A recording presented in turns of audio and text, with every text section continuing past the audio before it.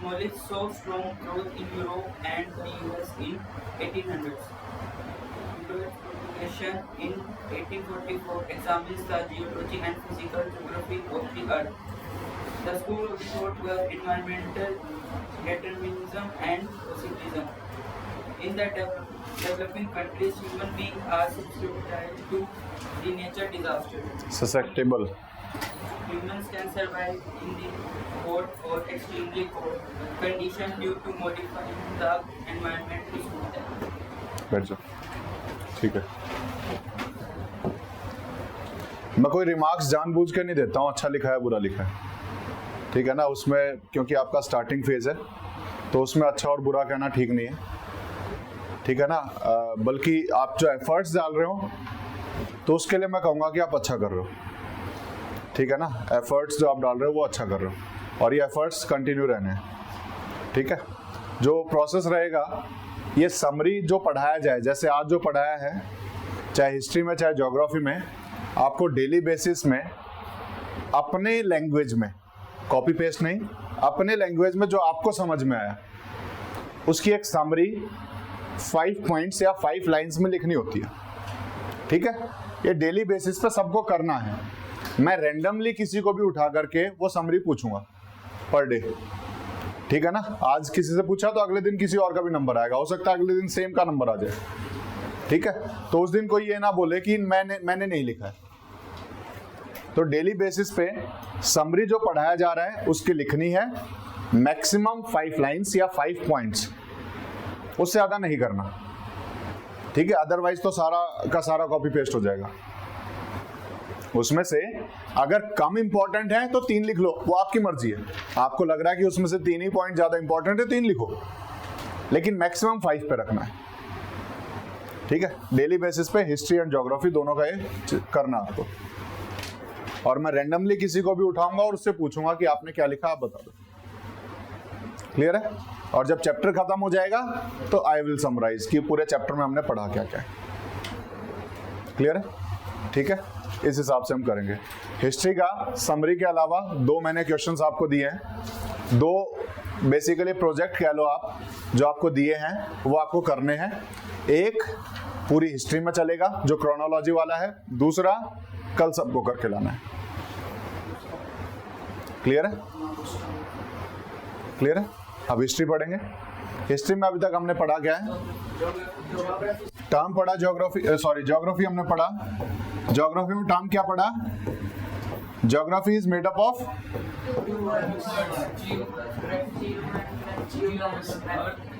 Graphene is to describe and geo is किसने दिया है टर्म, एराटोस्थेनेस ने दिया, ठीक है। इसमें जो स्टार्टिंग में पढ़ते थे, बहुत ज्यादा डिटेल में किसी ने नहीं पढ़ा। इसकी स्टार्टिंग में सब्जेक्ट मैटर हमारे पास बहुत कम था। सब्जेक्ट मैटर क्या होता है,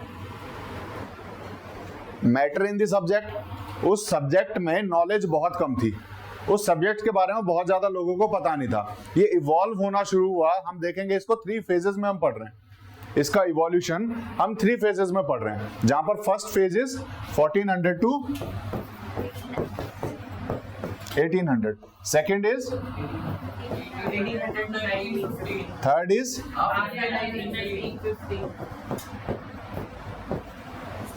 ये 3 फेज पढ़ रहे हैं। स्टार्टिंग में हमने पढ़ा कि ज्योग्राफी की शुरुआत करने वाले ग्रीक स्कॉलर्स थे, उसके बाद धीरे धीरे वर्ल्ड के बाकी जगह पे ये फैला।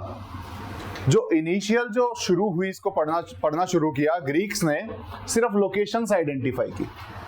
उसके बाद यूरोपियंस भी सिर्फ लोकेशंस आइडेंटिफाई कर रहे थे।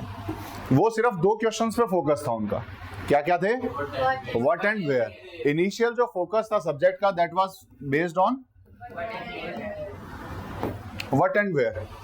वाई कंपोनेंट था ही नहीं कि कोई चीज हो रही है तो क्यों हो रही है, इसको कोई नहीं पढ़ रहा था। यानी रीजन नहीं पता था किसी को कि कोई भी चीज, कोई इवेंट ज्योग्राफिकली कोई भी चीज हो रही है तो उसका रीजन नहीं ढूंढ रहे थे, बस वो पैटर्न को एनालाइज कर रहे थे कि यहां पर इतने दिन तक बारिश आती है तो इस टाइम पे यहां आएंगे तो हम भीग जाएंगे, तो हम उसके बाद आएंगे। तो इस तरीके से मैप पे उस पैटर्न को डिनोट कर लेते थे। कोई भी एक मैप बना लेंगे और उस पर बता देंगे कि यहाँ पर जो है इस दौरान बारिश आती है, यहाँ पर इस दौरान सूखा पड़ता है, यहाँ पर ये फीचर्स हैं। तो लोकेशंस और फेनोमेना जो भी हैं उनको सिर्फ आइडेंटिफाई किया जाता था on the basis of patterns, कि क्या पैटर्न चल रहा है, वो पैटर्न क्यों है उसको कोई डिस्क्राइब नहीं करता था, उसको कोई डिस्क्राइब नहीं करता था। तो स्टार्टिंग फेज हमारा यहां से हुआ था व्हाट एंड वेयर से। लेकिन ज्योग्राफी को साइंटिफिक बनाने के लिए हमें वाई क्वेश्चन ढूंढना बड़ा जरूरी था। हमें जरूरी था कि हमें वाई का पता लगे। तो इसी के लिए जब हम स्टार्टिंग की फेज की बात करेंगे 1400 से 1800, यहां पे एक्सप्लोरेशन शुरू हुई। क्या शुरू हुआ? Explorations, discoveries, voyages. रीजन हमने पढ़े थे, बहुत सारे रीजन थे, और prime region was economic gain. Prime region was economic gain, जहां पर लोग फायदा कमाना चाह रहे थे, ट्रेड करके फायदा कमाना चाह रहे थे, इसीलिए दूसरी जगह ही ढूंढनी शुरू की उन्होंने। वो अलग अलग वोयाजेस पे निकले, अलग अलग ट्रेवल्स पे निकले और उन्होंने रास्ते ढूंढे। कोलंबस का रास्ता हमने पढ़ा, ठीक है ना, वेस्ट में गया, उसके बाद वास्को डी गामा जो इंडिया पहुंचा, ये हमने पढ़े। वो वोयाजेस के कारण थे, अलग अलग रास्ते वो इकोनॉमिक गेन्स के लिए ढूंढ रहे थे, ठीक है। ये हमारा कब चल रहा था? इस पीरियड में चल रहा था, जहां पर एक्सप्लोरेशन, डिस्कवरी शुरू हुई, और इसी आधार पर जो जो रास्ते में देखा मैप पे नोटिफाई करना शुरू किया। मैगलन हमने पढ़ा था, मैगलन जिन्होंने पूरे वर्ल्ड का टूर किया था, ठीक है ना, और पैसिफिक ओशियन को क्रॉस करने वाले पहले आदमी बने, ठीक है। तो उसका मैप भी हमने देखा था आपके बुक में, अगर आपने ध्यान दिया, ठीक है। तो ये हमने पढ़ा था, ठीक है। तो उस टाइम पे क्या है, इस एक्सप्लोरेशन से वो मैप में आइडेंटिफाई कर लेते थे, और मैप का डेवलपमेंट यहां पर शुरू हो चुका था। 1482 में first world map with the help of longitude and latitudes Ptolemy ने बनाया था। 1482 में टॉलमी ने फर्स्ट वर्ल्ड मैप बनाया था with the help of longitude and latitude. उससे पहले भी थे, बहुत मैप बन चुके थे, लेकिन लॉन्गिट्यूड और लैटिट्यूड का यूज करके किसी ने नहीं बनाया था, ठीक है। जब हम हिस्ट्री को देखेंगे तो हिस्ट्री में देखेंगे पुराने टाइम पे किस टाइप से मैप बनते थे, ठीक है। लेकिन यहां पर हम देखेंगे कि जो first world map with the help of longitude और लैटिट्यूड बना था, that was made by Ptolemy in 1482, ठीक है। ये हमारा डेवलपमेंट्स यहां पर हो रहे थे। और जब हम यहां पर पहुंचे, यहां पर सिर्फ व्हाट और वेयर से थोड़ा सा आगे बढ़े, व्हाट एंड वेयर से थोड़ा सा आगे बढ़े, अब चीजों को डिस्क्राइब किया जाने लगा, चीजों को डिस्क्राइब किया जाने लगा। अब यहां पर पे डिस्क्रिप्शंस आ गए, और इस डिस्क्राइब करने के चक्कर में दो स्कूल ऑफ थॉट डेवलप हुए। क्या डेवलप हुए? दो स्कूल ऑफ थॉट, दो वे ऑफ थिंकिंग डेवलप हुई। दो तरीके से लोगों ने सोचना शुरू किया। वन वाज एनवायरमेंटल डिटर्मिनिस्टिक थे, और दूसरे पॉसिबिलिस्ट थे, ठीक है। जो एनवायरमेंटल डिटर्मिनिस्टिक थे वो क्या कर रहे थे? क्या कर रहे थे? ये बोल रहे थे environment is inevitable, environment can not be changed, human conditions को उस हिसाब से चेंज होना पड़ेगा, एनवायरमेंट सेम रहेगा, लेकिन आपको इस एनवायरमेंट में रहना है तो आपको जो सूट करता है वहां चले जाओ। You can not change the environment, आप अपनी सूटिंग के हिसाब से आप अपने आप को चेंज कर लो। This was environmental determinism, where environment will determine the human conditions. Where environment will determine human conditions. ये हमारा पहला था, जो हमारा स्कूल ऑफ थॉट था। Second was possibilism. जो पॉसिबिलिज्म वाला था, उन्होंने पॉसिबिलिटीज ढूंढने की कोशिश की। उन्होंने बोला environment is not determining factor.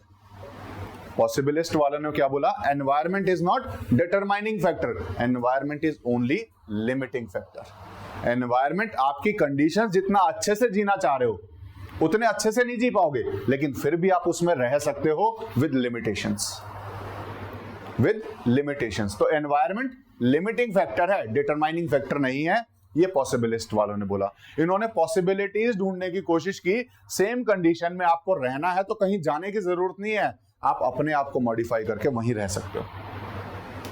इन्होंने वो पॉसिबिलिटीज बतानी शुरू की। इन्होंने क्या बोला कि अगर, कहां गए, इन्होंने क्या बोला, अगर हार्श कंडीशन है तो आप मूव कर जाओ,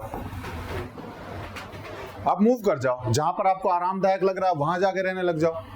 इसका एग्जाम्पल था नोमैडिक पैस्टोरलिस्ट, जो एनवायरनमेंट के हिसाब से अपनी जगहें चेंज करते हैं। आज भी ये सिचुएशन प्रेजेंट है, इस तरह के लोग प्रेजेंट हैं आज भी, जो क्या करते हैं, जैसे हिली एरियाज में मैंने बताया था, हिली एरियाज में जब ऊपर ज्यादा ठंड होती है तो वो नीचे आके रहने लग जाते हैं, जब नीचे गर्मी बढ़ने लगती है तो फिर ऊपर चले जाते हैं, हिल पे जाके रहने लग जाते हैं। तो वो इस वे ऑफ थॉट से प्रभावित ज्यादा है, उनको नहीं पता कि पॉसिबिलिज्म टाइप की चीज कोई एग्जिस्ट करती है यहाँ पर, ठीक है।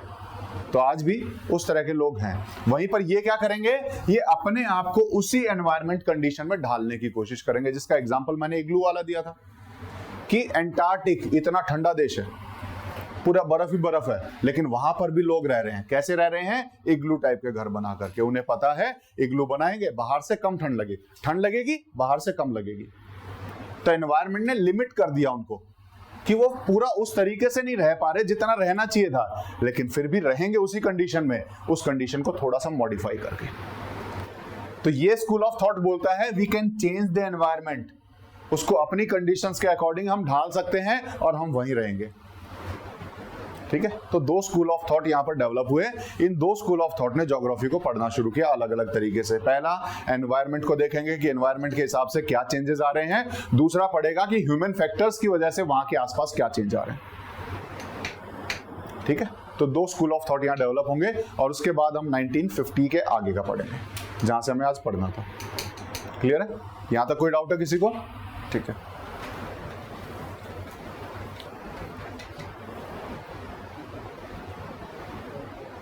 किसका नंबर है?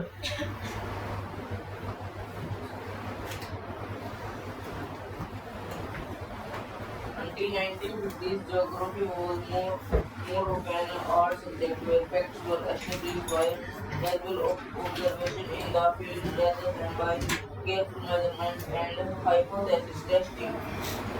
In the 1950s, there was a new development in the discipline and several laws were established to explain geographical phenomena. Using the laws, it is possible to predict what will happen in the future. If we can predict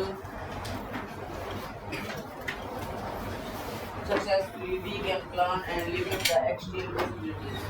ठीक है, बैठ जाओ, बैठ जाए agro पढ़ के, ठीक है। इसमें 1950s के बाद बता रहा है, तो सबसे पहले तो इसमें डिफरेंस बताया कि पहले क्या हो रहा था और यहाँ पर क्या चेंज है, ठीक है। तो स्टार्ट करेंगे इसको। सबसे पहले अंटिल 1950s, उससे पहले जब हम 1400 से 1800 पढ़े थे तब हमने पढ़ा था कि subject matter was not developed, और वो स्टार्ट हो गया था डेवलप होना। लेकिन 1950s तक आते आते अब हमारे पास सब्जेक्ट मैटर काफी था, अब हमारे पास सब्जेक्ट मैटर काफी था, ठीक है। तो यहाँ पर until 1950s geography was more of N art subject. Geography को एज एन आर्ट सब्जेक्ट पढ़ा जाता था। आर्ट में क्या होता है, जो है जैसा है उसको वैसे ही पढ़ना है, रीजन जानने की कोशिश नहीं करनी है। आर्ट सब्जेक्ट इज जो है जैसा है वैसे पढ़ो, बस उसको डिस्क्राइब करो कि ये क्या है, कैसे है, क्यों है, मत जानो। आर्ट सब्जेक्ट वाई पे फोकस नहीं करेगा। तो until 1950s geography was an art subject, वो वाई पे फोकस नहीं करता था, ठीक है। वो क्या करता था, where facts were established by casual observation. जहां पर जो फैक्ट्स हैं, जो ज्योग्राफी में फैक्ट बताए गए, वो कैजुअल ऑब्जर्वेशन से लाए गए। कैजुअल ऑब्जर्वेशन मतलब हमने देखा कि वहां पहाड़ था, बस बात खत्म। ये ऑब्जर्वेशन है, ये हमारी ऑब्जर्वेशन है कि हमने देखा पहाड़ है और पहाड़ पे ऊपर गए तो पेड़ कम हो गए, ये ऑब्जर्वेशन है। तो कैजुअल ऑब्जर्वेशन से जो वो पढ़ रहे थे, बस उतना ही वो लिख रहे थे, उतना ही वो लिख रहे थे in the field rather than by careful measurement. Measurement नहीं हो रही थी। ऑब्जर्वेशन और मेजरमेंट में क्या डिफरेंस है? एक ऑब्जर्व करना है, एक है एग्जैक्टली बताना, एक है अंदाजा लगाना। वन इज एग्जैक्टली बताएंगे और सेकंड इज अंदाजा लगाएंगे हम कि ये क्या हो सकता है, ठीक है। तो पहले जो चल रहा था अंदाजा लगा रहे थे हम। हाथ में से जब भी घर में कोई आती है सब्जी तो अंदाजा लगाते हैं ना कि ये तो 1 किलो होगा, लेकिन वो है अंदाजा लगाना। लेकिन जब तक हम उसे मापेंगे नहीं, मेजर नहीं करेंगे, तब तक हम एग्जैक्टली नहीं बता पाएंगे। मेजरमेंट इज साइंटिफिक, उसमें हमारा अंदाजा is not involve. Measurement is scientific, उसमें जो हम अंदाजा लगा रहे हैं दैट इज नॉट इन्वॉल्व। लेकिन जब अंदाजा लगा देते हैं तो उसमें ह्यूमन फैक्टर इन्वॉल्व होता है, साइंटिसिज्म अलग हो जाती है। वहां पर उसको साइंटिफिक नहीं कह सकते क्योंकि उसको प्रूव नहीं किया जा सकता। Anything that can be proved is scientific, anything that can not be proved is not scientific. और प्रूव कैसे करेंगे? जब मापा जाए। वो मेजरमेंट यहां पर भी सेम रहेगी, चाहे आप 10 किलोमीटर दूर चले जाओ वहां भी सेम रहेगी, चाहे किसी को बुला लो तब भी सेम रहेगी। लेकिन अंदाजा लगाएंगे, मान लो एक मैं किसी चीज को बोलूं, इसको बोलूं, इसका वजन बताओ, कोई 200 ग्राम बताएगा, कोई 250 बताएगा, कोई 300 बताएगा। ठीक है, तो ये क्या है? कैजुअल ऑब्जर्वेशन है। लेकिन जब मैं इसको एग्जैक्टली जब उसके तोलने वाले पे नापूंगा तो कोई भी आके उसको पढ़ेगा तो वो सेम ही पढ़ेगा, तो वो सेम रहेगा। तो that means that will become scientific. और साइंटिफिक सब्जेक्ट वो होता है, साइंस सब्जेक्ट वो होता है where things can be measured और उनको प्रेडिक्ट किया जा सके एग्जैक्टली व्हाट दे आर। जहां पर एग्जैक्ट हो वो साइंटिफिक है। तो इसीलिए 1950s तक हम कर रहे थे कैजुअल ऑब्जर्वेशन, तो वो आर्ट सब्जेक्ट रहा। लेकिन उसके बाद हमने क्या शुरू किया? केयरफुल मेजरमेंट, जो उस टाइम तक था नहीं, एंड हाइपोथेसिस टेस्टिंग, ये भी नहीं थी। हाइपोथेसिस क्या होता है? What do you understand by the term hypothesis?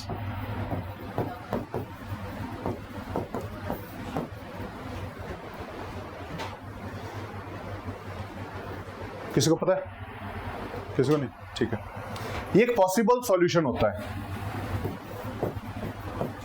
Possible solution और idea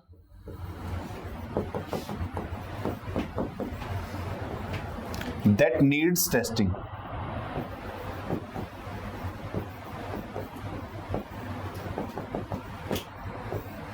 That needs testing.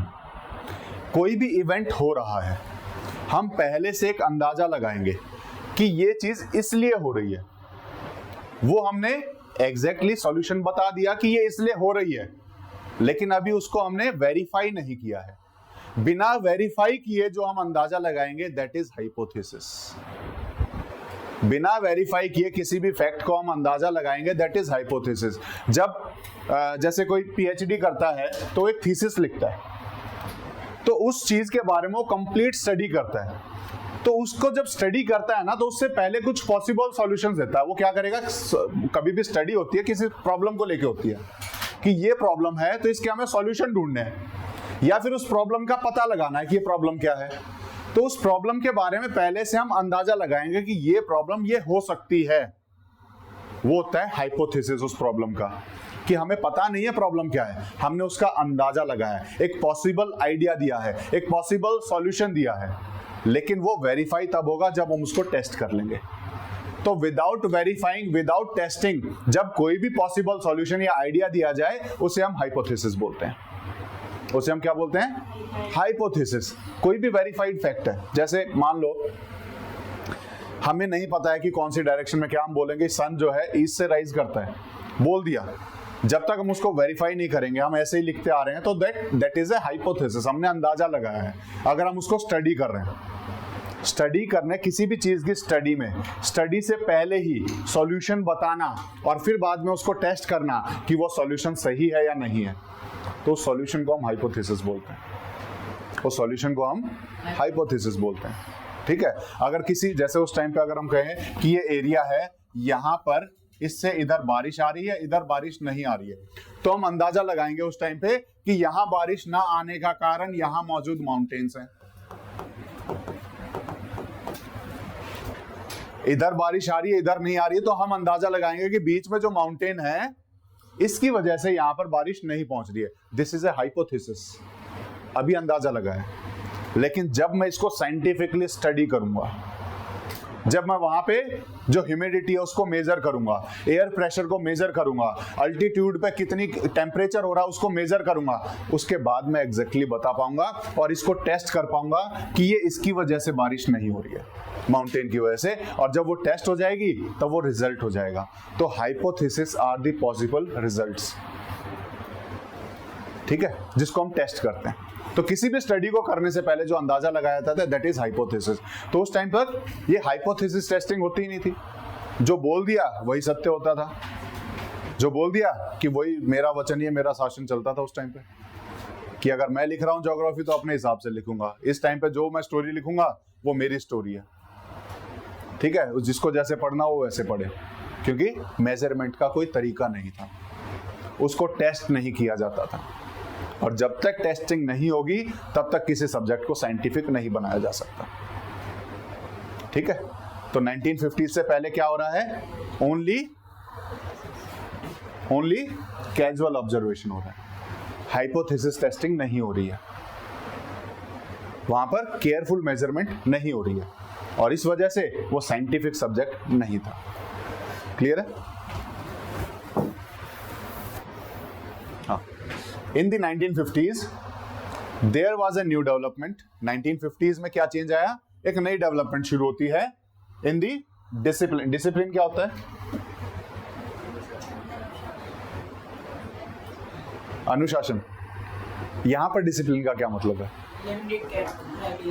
No limited criteria, area of knowledge. Discipline is area of knowledge. Geography discipline की बात कर रहा हूं तो ज्योग्राफी में जितनी नॉलेज है उसको हम ज्योग्राफी डिसिप्लिन में काउंट करेंगे, ठीक है। यहां पर डिसिप्लिन का मतलब होता है एरिया ऑफ नॉलेज।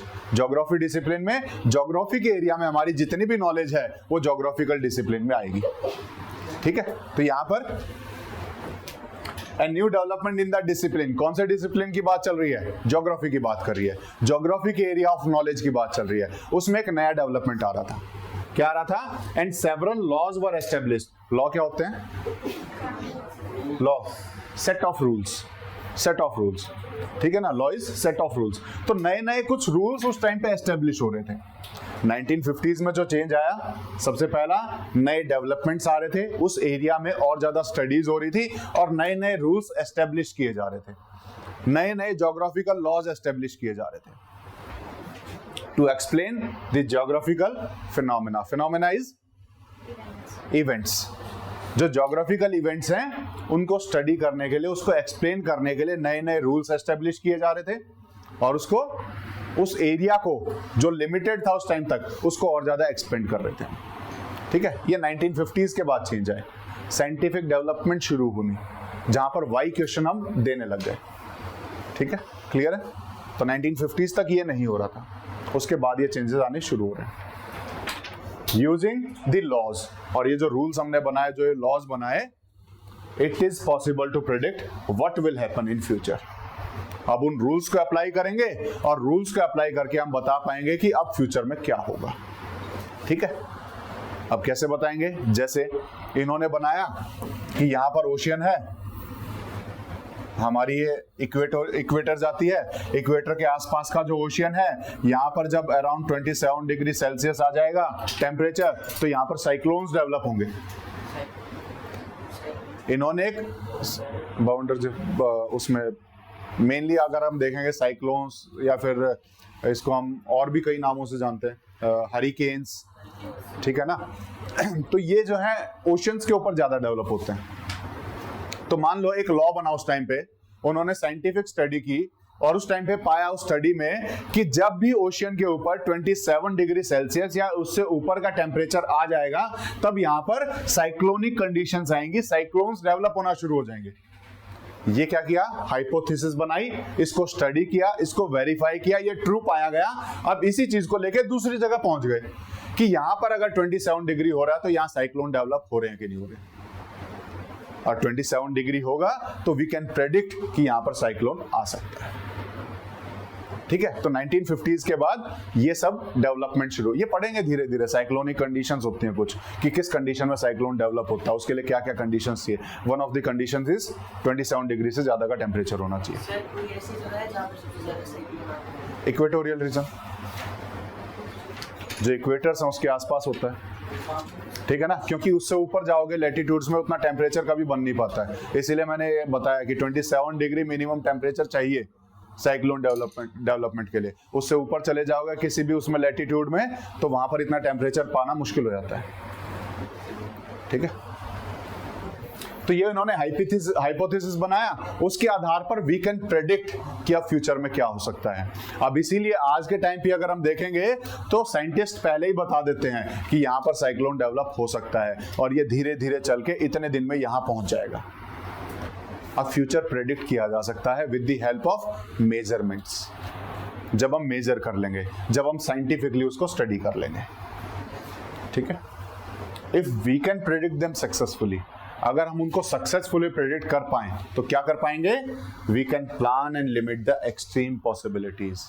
तो हम पहले से प्लान कर सकते हैं और उन एक्सट्रीम पॉसिबिलिटीज को लिमिट कर सकते हैं जो उसकी वजह से नुकसान में आ सकती है। जैसे हम पहले से प्लान कर सकते हैं, मान लो इंडिया में इधर से साइक्लोन आने वाला है, तो हम पहले से प्लान कर लेंगे कि यहाँ पर साइक्लोनिक कंडीशंस डेवलप हो चुकी हैं और ये धीरे धीरे इस डायरेक्शन में चलेगा और यहाँ पर इस तारीख पे पहुंचेगा। तो हम पहले से ही यहाँ पर वो मेजर्स अप्लाई कर देंगे, यहाँ से लोगों को शिफ्ट करना शुरू कर देंगे, यहाँ से प्रॉपर्टी शिफ्ट करना शुरू कर देंगे ताकि नुकसान कम हो सके, ताकि हम लिमिट कर सकें एक्सट्रीम पॉसिबिलिटीज को और पॉसिबिलिज्म वाले में सर्वाइव कर सकें। जो हमारा स्कूल ऑफ थॉट डेवलप हुआ था पॉसिबिलिज्म, हमें लिमिट करना आना चाहिए। We can limit the environmental conditions. ठीक है, तो हम यहाँ लिमिट कर पाएंगे और अपने आप को बचा पाएंगे। सर इंडिया में अभी तक कोई आया नंबर से? बहुत सारे। ठीक है ना, लगभग हर साल आपको दिखाई देगा।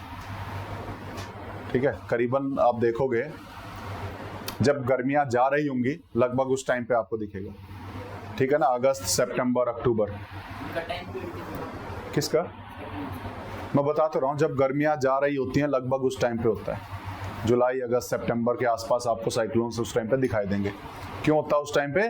क्योंकि गर्मियों में धीरे धीरे टेम्परेचर राइज होना शुरू होता है इक्वेटर्स पे और वो 27 डिग्री तक पहुंच जाता है अगस्त सितंबर तक, और जब उस टेम्परेचर पे पहुंच जाएगा तब साइक्लोनिक कंडीशंस डेवलप होती हैं। ठीक है, तो इंडिया में आता है। ठीक है, पढ़ेंगे हम धीरे धीरे, इसको भी टेंशन मत लो, ज्योग्राफी में पढ़ेंगे।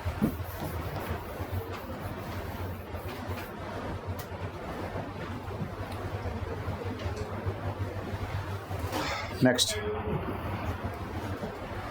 One of the important developments in this period was the use of quantitative techniques in physical and human geography. These techniques refer to various statistical tools that are used to synthesize the data from them.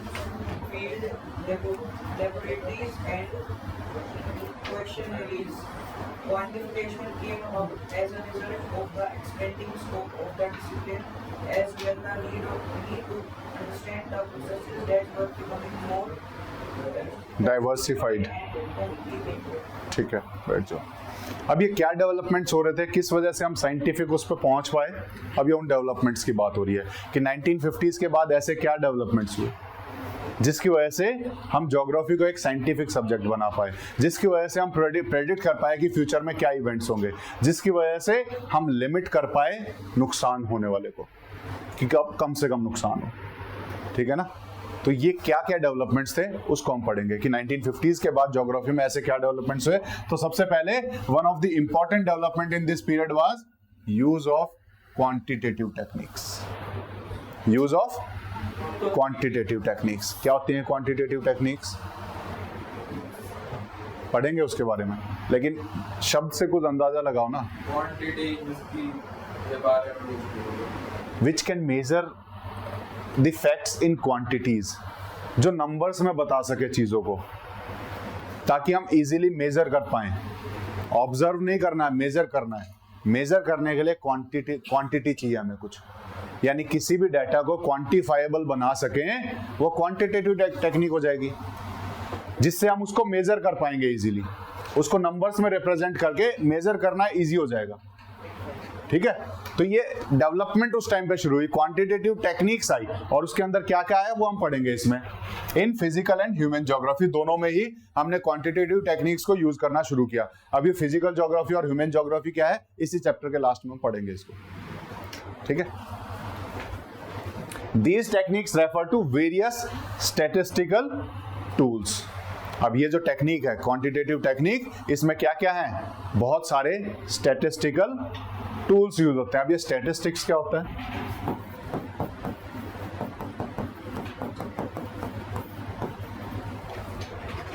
Statistics क्या होता है, पढ़ा है? Subject होता है, क्या करते हैं इसमें? हाँ? डेटा को रिकॉर्ड करना, डेटा को, हाँ, डेटा को अरेंज करते हैं बेसिकली।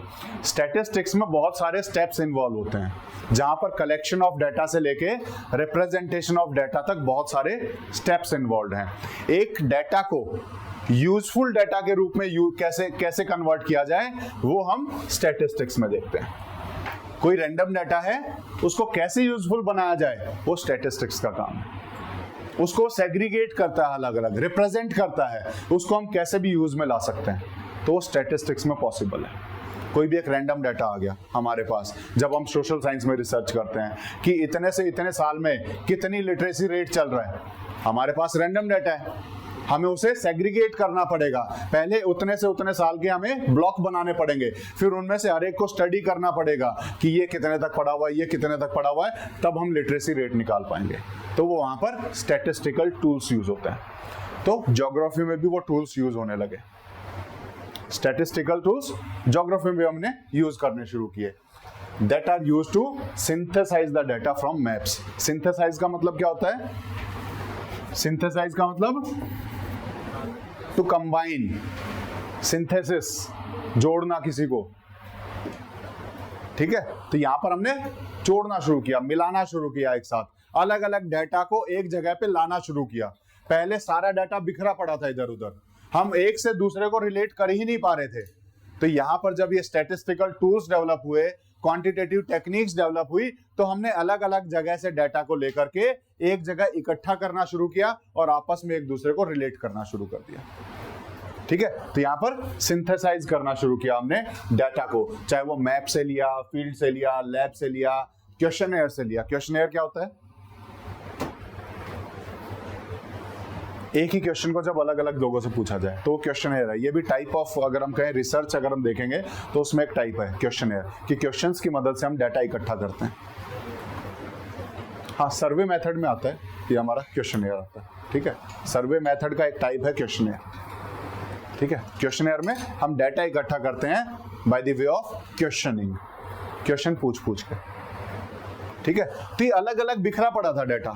अब ये स्टैटिस्टिकल टूल्स की वजह से हमने उसको सिंथेसाइज किया, कंबाइन किया, ताकि उससे एक फ्रूटफुल रिजल्ट निकाल सकें।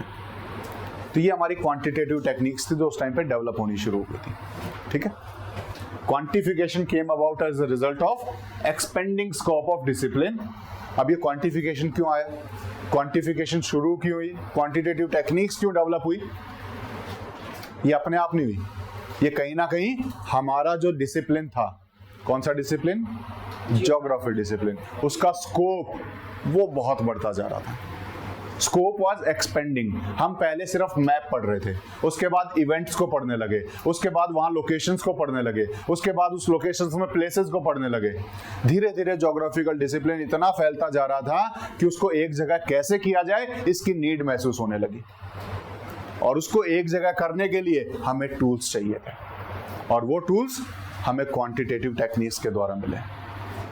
वो टूल्स हमें क्वांटिटेटिव टेक्निक से मिले ताकि हम इस बढ़ते हुए स्कोप को एक जगह पे सिंथेसाइज कर पाएं, एक जगह पे ला पाएं और फ्रूटफुल रिजल्ट दे पाएं, ताकि कंबाइंड करके हम किसी भी इवेंट को पढ़ सकें। एक इवेंट में एक चीज नहीं, बहुत सारी चीजें इन्वॉल्व होती। जैसे अकेली बारिश को ले लो तो बारिश में सिर्फ ये नहीं है कि कितनी ह्यूमिडिटी है, उसके साथ साथ वहां का टेम्परेचर कितना है, एयर प्रेशर कितना है, लैटिट्यूड कितना है, अल्टीट्यूड कितना है, बहुत सारी चीजें इन्वॉल्व होकर के हम रेन को प्रेडिक्ट करते हैं। अगर हम सेपरेटली करें तो it is not possible to predict the rain, लेकिन जब हम उसको क्वांटिफाइबल डाटा में रिप्रोड्यूस कर पाएं, स्टैटिस्टिकल टूल्स को यूज कर पाएं, तो it is possible to predict the rain.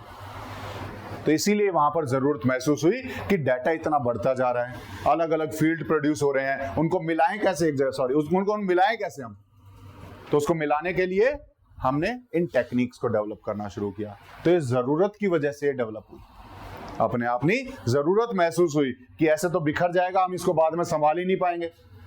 तो इसीलिए इससे अच्छा है कि कहीं ना कहीं इनको मिलाने की एक टेक्निक ढूंढी जाए, एक क्वांटिफाइबल टेक्निक ढूंढी जाए। तो इसीलिए डेवलप होना शुरू हुआ। ठीक है, तो यहां पर quantification came about as a result of expanding scope of the discipline, क्योंकि डिसिप्लिन का स्कोप बहुत एक्सपेंड हो रहा था, अलग अलग जगह पे जा रहा था, उनको हमें क्वांटिफाई करना था, as well as the need to understand the process. उसके साथ साथ हमें भी जरूरत थी कि हम उस प्रोसेस को समझ सकें कि किस वजह से फिनोमेनास हो रहे हैं। प्रोसेस का मतलब क्या होता है? Series of actions. एक सीरीज ऑफ एक्शंस को हम प्रोसेस बोल देते हैं ना, तो उन प्रोसेस को समझना भी जरूरी था अगर हमें ज्योग्राफी को समझना है तो, ठीक है। और उस प्रोसेस को समझने के लिए अलग अलग एक्शंस के डाटा को हमें इकट्ठा करना जरूरी था, और उस अलग अलग एक्शंस के डाटा को इकट्ठा करना है तो कुछ टूल्स चाहिए, तो उसके लिए भी हमें जरूरत थी, ठीक है। तो हमारी भी जरूरत थी उस टाइम पे, that were becoming more and more diversified and complicated. ये जो डाटा था, एक तो डिसिप्लिन एक्सपेंड हो रहा है, उसके बाद प्रोसेस बहुत ज्यादा बढ़ती जा रही है, इनका डाटा एक तो डाइवर्सिफाई हो रखा है। डाइवर्सिफाई मतलब अलग थलग पड़ा है, एक डाटा अलग जगह है, दूसरा डाटा अलग जगह है, तीसरा अलग जगह है, और वहीं ये बहुत कॉम्प्लिकेटेड होता जा रहा था। इन डाटा को पहले तो थोड़ा था, उसको संभाल लेते थे, अब इतने सारे डाटा को संभाल पाना, कॉम्प्लिकेटेड इज डिफिकल्ट, तो बहुत डिफिकल्ट होता जा रहा था, मतलब ऐसा उलझता जा रहा था डाटा जिसको हम आराम से एक जगह बैठ के रिप्रेजेंट नहीं कर पा रहे थे। तो इसलिए जरूरत हुई कि हम एक ऐसी क्वांटिटेटिव टेक्निक डेवलप करें जिससे उस डाटा को बहुत अच्छे से यूज करके प्रोड्यूस कर पाएं और उसके रिजल्ट्स को वेरीफाई कर सकें। तो इसीलिए हमारा धीरे धीरे 1950s के बाद, क्योंकि हमने 1800 से 1950 में देखा कि हमारा स्कोप बढ़ चुका था, अब वो बढ़ गया तो उसको समेटना भी था। समेटे कैसे, उसके लिए जरूरत महसूस हुई, तो हमने टेक्निक्स डेवलप की। तो 1950s के बाद साइंटिफिक डेवलपमेंट शुरू हुए, साइंटिफिक स्टडी शुरू हुई, ताकि उस डाटा को हम एक जगह ला करके प्रोड्यूस कर सकें। क्लियर है? कोई डाउट है यहाँ तक? ठीक है, चलो नेक्स्ट। किसका है आगे? हाँ, The quantitative resolution involves the use of static mathematical equation and the use of deterministic models. Many geographers believe that numbers are more precise and therefore perceived as more scientific compared to words. The math, both as graphic language and visual representation, continues to be used as a geographical tool and at present with the valuable assistance of remote sensing and geographical information system. Map making has become digital and easier, especially due to advance in computer and software technologies. अभी तक किसी को समझने में problem आ रही है? आ रही है समझ में चीजें? पक्का? ठीक है, क्योंकि मेरे को पढ़ाते हुए बहुत सारे डाउट्स आते हैं, तो पूछ लूँ बीच बीच में, जवाब दे पाओगे? ठीक है ना? तो सब्जेक्ट से रिलेटेड बहुत सारे डाउट्स रहते हैं मेरे दिमाग में, ठीक है। हो सकता है मुझे सॉल्यूशन नहीं मिल रहा तो आपको मिल गया हो, समझ में आ गया हो तो, ठीक है। तो इसलिए जो डाउट्स हैं पूछ लेना, नहीं तो मैं पूछता रहूँगा बीच बीच में, ठीक है। चलो, ये क्या है हमारा? उससे आगे का क्या पढ़ेंगे? किसने पढ़ा था? आपने पढ़ा था, ठीक है। The quantitative revolution, revolution is rapid change, rapid transformation, ठीक है ना? रैपिड चेंज कुछ भी हो रहा है, दैट इज रिवॉल्यूशन, ठीक है। The quantitative revolution involves use of statistics, mathematical equations and use of deterministic models. अब ये जो क्वांटिटेटिव टेक्निक्स डेवलप हुई, ये जो क्वांटिटेटिव रिवॉल्यूशन आया, ये जो चेंज आ रहा था, इसमें हम बहुत सारी चीजें यूज कर रहे थे।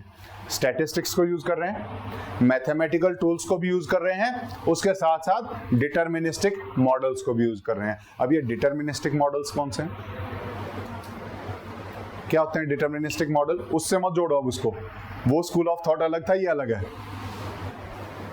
ये डिटर्मिनिस्टिक मॉडल अलग है। बताओ, जहां पर चीजों को एक प्रोसेस के तहत डिटरमाइन किया जा सके कि अगर ये हो रहा है तो इसके बाद ये होगा, उसके बाद वो होगा। ये एक प्रोसेस जब बनाते हैं हम, उसको हम डिटर्मिनिस्टिक मॉडल बनाते हैं, ठीक है।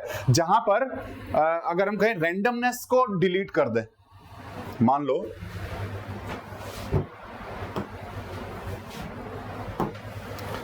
लो कि कोई भी अपने घर से निकला और ये एरिया है 10 किलोमीटर, इस 10 किलोमीटर दूर जगह पहुंचना है हमें। कोई भी अपने घर से निकल रहा है तो 10 किलोमीटर दूर अगर चला, उसे पहुंचना है। बाकी सब चीजें जीरो कर दो कि ट्रैफिक होगा, लाइट होगी, वो सब हटा दो।